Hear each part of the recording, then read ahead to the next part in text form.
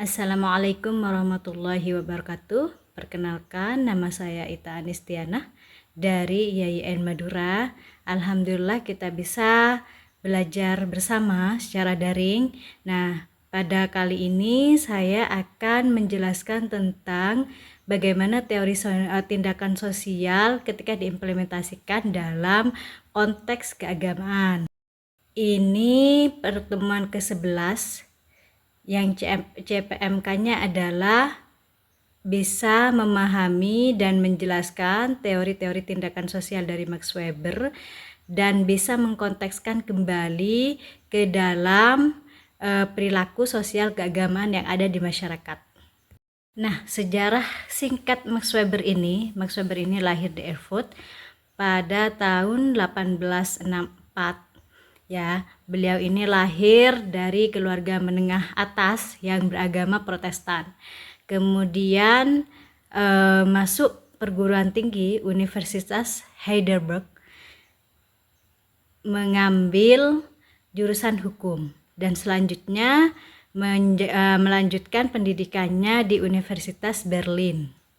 Nah, jika fakta sosial menganggap bahwa individu itu ditentukan perilakunya oleh sistem yang di luar dirinya, oleh aturan-aturan yang di luar dirinya, oleh gejala-gejala sosial yang di luar dirinya, maka berbeda dengan Max Weber.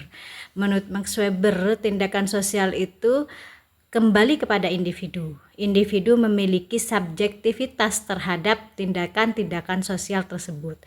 Nah, ini disebut sebagai Verstehen ya, bagaimana pemahaman makna di balik tindakan seseorang itu hanya individu itu sendiri yang memahami. Begitulah tindakan sosial menurut Weber.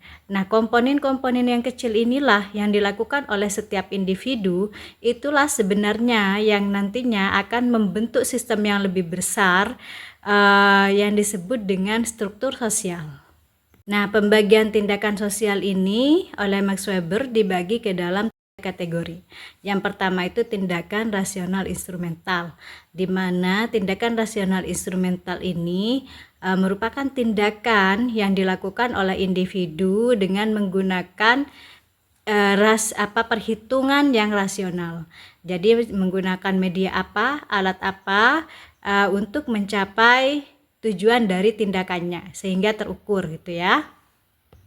Kemudian yang kedua, tindakan berorientasi nilai. Nah, berorientasi nilai ini tindakan rasional yang berorientasi nilai, sebenarnya memang nilai-nilai itu sudah ada di dalam diri individu itu sendiri, yang kemudian itu dijadikan landasan dalam melakukan tindakan yang dilakukan oleh si individu tersebut.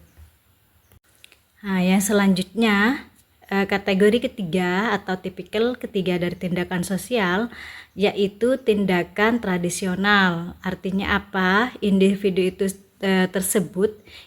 tersebut tidak mempertanyakan lagi apa sih ini konsekuensinya, kenapa saya harus melakukan ini, tapi berdasarkan tradisi.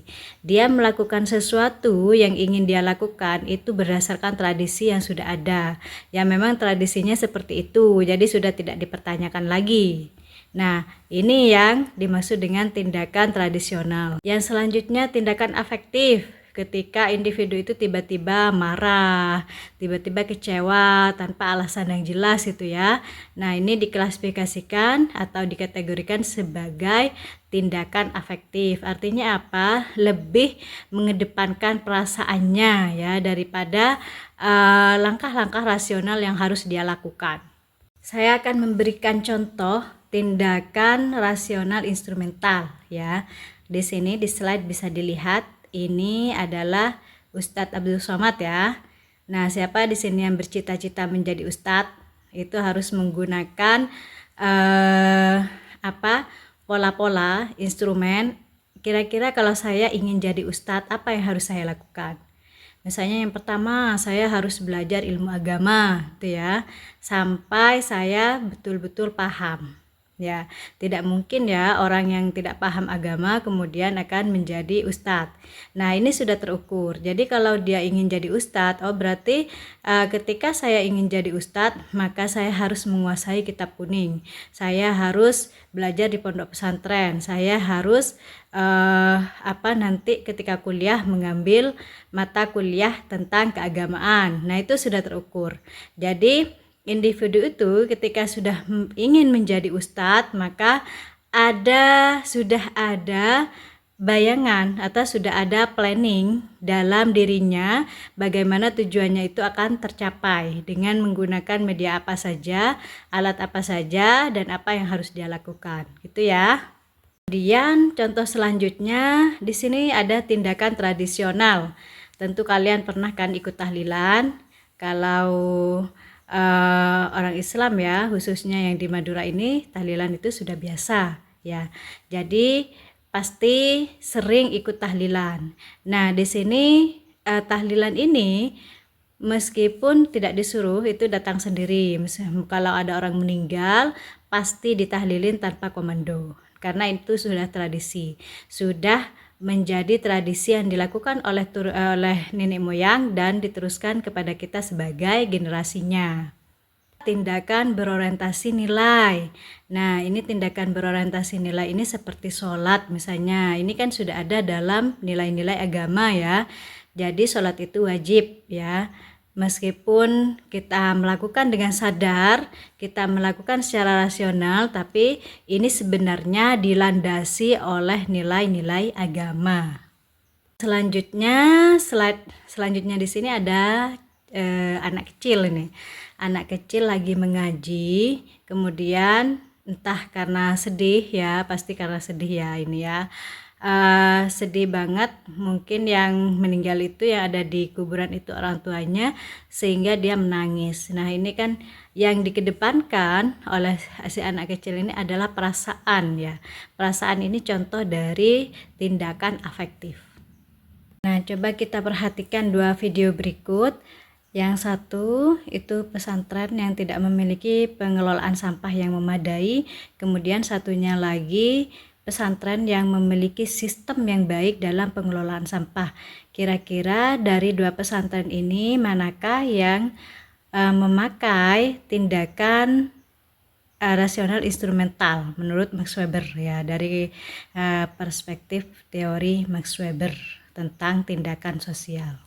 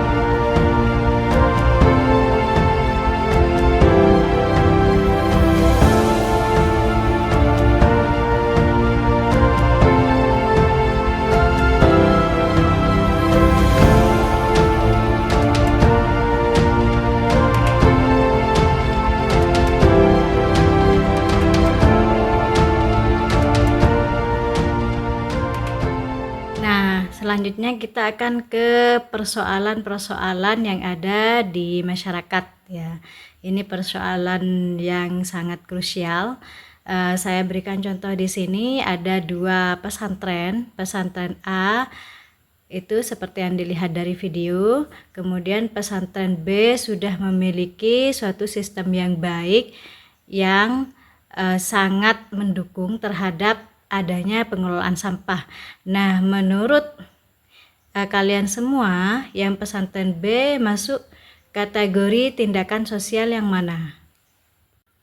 Ya baik, kira-kira bisa dipahami untuk tindakan sosial ini, tindakan sosial yang selalu didasarkan pada rasionalitas ya, menggunakan instrumen apa, kemudian efeknya akan seperti apa, itu dipertimbangkan secara matang, akan memberikan dampak terhadap maksimalnya tujuan kita dalam mencapai tujuan yang diinginkan tuh ya.